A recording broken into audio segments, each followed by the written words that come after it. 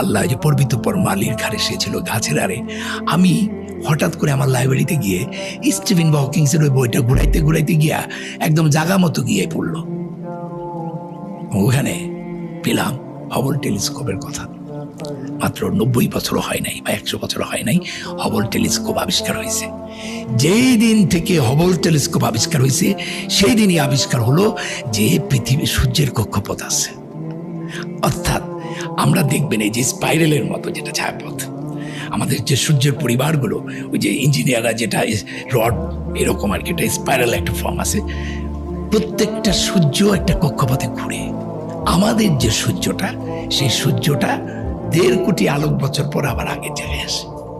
সুবহানাল্লাহ। আজকে বলেন তাহলে আমি আবু-জাবারকে বলেছিলাম, কারণ কোরআনে বলেছিল যে আল্লাহ সৃষ্টি করেছেন রাত্রি ও দিন ও সূর্য চন্দ্রকে, সূরা আম্বিয়ার, প্রত্যেকে নিজ নিজ কক্ষপথে বিচরণ করে।